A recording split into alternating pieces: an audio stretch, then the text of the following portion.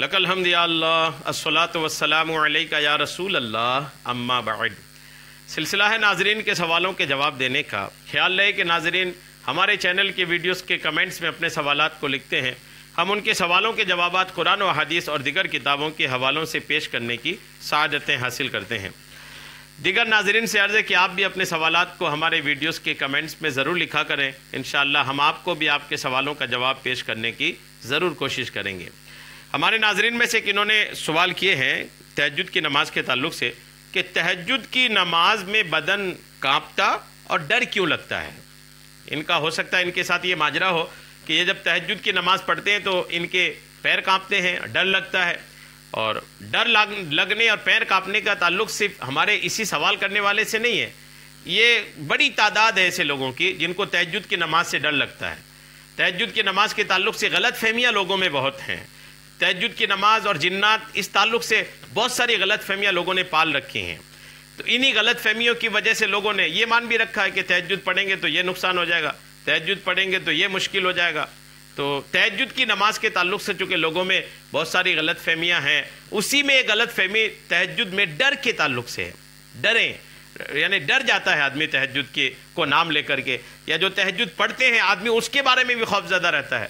ذرا تہجد کو سمجھیے، تہجد بہت ہی افضل و اعلیٰ نماز ہے۔ نماز پنجگانہ کے بعد یہ نماز بہت اعلیٰ ہے۔ یہ ایک حقیقت ہے کہ رات کو آرام کی نیند چھوڑ کر بستروں سے الگ ہونا انسانی طبیعت پر کافی گراں، کافی مشکل گزرتا ہے۔ اس لیے اللہ پاک نے فرض نماز کے بعد رات کی پچھلی گھڑی میں عبادت کرنے کو افضل قرار دیا۔ آئیے قرآن و حدیث کی روشنی میں اس کی فضیلت کو جانتے ہیں۔ تہجد کی فضیلت میں قرآنی آیات جو ہے وہ اس میں سنیے کہ قرآن پاک میں اللہ فرماتے ہیں وَالَّذِينَ يَبِيتُونَ لِرَبِّهِمْ سُجَّدًا وَقِيَامًا، ترجمہ کنز ایمان، اور وہ جو رات کاٹتے ہیں اپنے رب کے لیے سجدے اور قیام میں۔ یعنی اللہ کریم نے اپنے نیک بندوں کی پہچان بتایا، میرے نیک بندے وہ ہیں جو رات کو رکوع اور سجدہ میں اپنے گزارتے ہیں۔ ایک اور مقام پر اللہ کریم ارشاد فرماتا ہے کہ ان کی کروٹیں جدا ہوتی ہیں خواب گاہوں سے، اور اپنے رب کو پکارتے ہیں ڈرتے اور امید کرتے۔ یہ تہجد کرنے والوں، تہجد ادا کرنے والوں کے بارے میں اللہ کریم نے قرآن پاک میں ارشاد فرمایا۔ حضرت سیدنا عبداللہ ابن مسعود رضی اللہ تعالیٰ عنہ سے روایت ہے کہ حضور سرور کونین صلی اللہ تعالیٰ علیہ وسلم نے ارشاد فرمایا ہمارا رب دو شخصوں سے بہت خوش ہوتا ہے۔ ایک وہ شخص جو اپنے بستر، اپنے لحاف، اپنے پیاروں، اپنے گھر والوں کے درمیان سے کود کر نماز کے لیے کھڑا ہو۔ یعنی رات کا وقت ہے، لوگ سو رہے ہیں، گھر والے سو رہے ہیں، بیوی بچے سو رہے ہیں، اور اس درمیان اپنے بستر، اپنے لحاف کو چھوڑ کر جو نماز کے لیے اٹھ کھڑا ہو جاتا ہے، اللہ کریم ایسے شخص سے بہت خوش ہوتا ہے۔ رب تبارک و تعالیٰ فرماتا ہے اے میرے فرشتوں، میرے اس بندے کو دیکھو کہ اپنے بستر اور لحاف سے اپنے پیاروں اور گھر والوں کے درمیان سے نماز کے لیے اٹھ کھڑا ہوا، میرے ثواب کی رغبت کرتے اور میرے عذاب کا خوف کرتے۔ اور ایک وہ شخص جو اللہ کی راہ میں جہاد کرے تو اپنے ساتھیوں کے ساتھ بھاگ جائے، پھر غور کرے کہ اس پر بھاگنے میں کیا عذاب ہے اور لوٹنے میں کیا ثواب ہے، تو لوٹ پڑے حتیٰ کہ اس کا خون بہا دیا جائے۔ تو رب تعالیٰ فرشتوں سے فرماتا ہے میرے بندے کو دیکھو، میرے ثواب میں رغبت اور میرے عذاب سے خوف کرتے ہوئے لوٹ پڑا حتیٰ کہ اس کا خون بہا دیا گیا، شہید کر دیا گیا۔ ایسے دو لوگوں سے اللہ کریم بہت خوش ہوتا ہے۔ پہلا وہ شخص جس سے اللہ خوش ہوتا ہے وہ شخص ہے جو اپنے گھر والوں کے ساتھ، اپنے پیاروں کے ساتھ بستر پہ سو رہا ہوتا ہے، تہجد کا وقت ہوتا ہے، اپنے پیاروں کو، اپنے محبوب اور منظور نظر لوگوں کو بستر پر چھوڑ کر اٹھ کھڑا ہوتا ہے، تو اللہ کریم اس بندے پر فرشتوں کے سامنے فخر کرتا ہے۔ بے شک آقا کریم کے فرامین بھی اس پر کچھ ہیں۔ آقا فرماتے بے شک رات میں ایک ایسی گھڑی ہے جس میں ہر مسلمان بندہ اللہ کریم سے دنیا اور آخرت کی کوئی بھلائی مانگتا ہے تو اللہ کریم اسے وہ بھلائی ضرور عطا فرماتا ہے، اور یہ رات، یہ ساعت، یہ لمحہ ہر رات میں آتی ہیں۔ صحیح مسلم کی روایت ہے، سیدنا ابو ہریرہ سے روایت ہے کہ آقا کریم نے فرمایا رمضان کے بعد سب سے افضل روزے اللہ پاک کے مہینے کے محرم کے ہیں، اور فرض نماز کے بعد سب سے افضل نماز رات میں پڑھی جانے والی نماز، یہ بھی صحیح مسلم کی روایت ہے۔ اور آقا کریم نے فرمایا بے شک جنت میں کچھ ایسے محلات ہیں جن میں آر پار نظر آتا ہے۔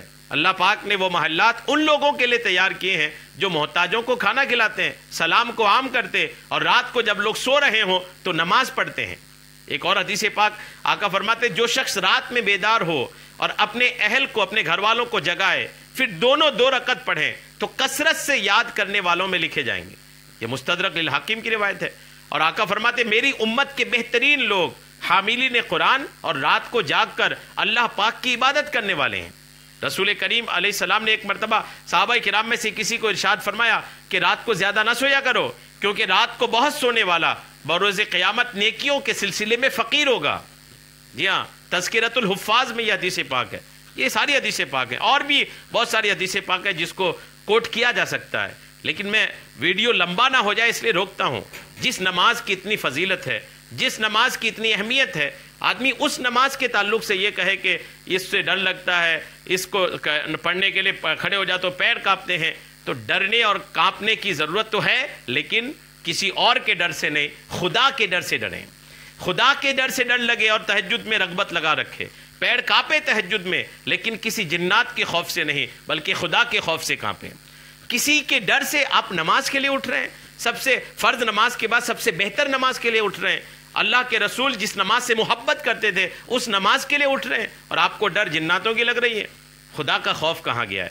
جس دل میں خدا کی خوف، تہجد کی سچی محبت ہوگی، اسے کسی جنات سے ڈر نہیں لگے گا۔ تہجد گزار کو جنات نقصان پہنچا ہی نہیں سکتا ہے، ہرگز نہیں پہنچا سکتا، کیونکہ تہجد کے بارے میں کہ تہجد میں جب آدمی اٹھتا ہے تو اس کے ساتھ اللہ کے مقرب فرشتے، نیک فرشتے بھی اس کے ساتھ ہوتے ہیں، ان کے ساتھ تہجد پڑھتے ہیں۔ اب سوچیں جن کے ساتھ اللہ کے نیک فرشتے تہجد پڑھ رہے ہوں، کیا ان کو کوئی جنات پریشان کر سکتا ہے؟ ہرگز نہیں۔ یہ غلط فہمی ہے آپ کی۔ تہجد بڑی اعلیٰ نماز ہے، اللہ کی بہترین عبادت ہے، اللہ کی عبادت میں کہیں پر بھی کوئی نقصان کا اندیشہ نہیں ہے۔ اللہ کریم ہم سب کو نماز تہجد کی خوب برکتیں عطا فرمائے، آمین، بجاہ النبی الامین صلی اللہ تعالی علیہ وسلم۔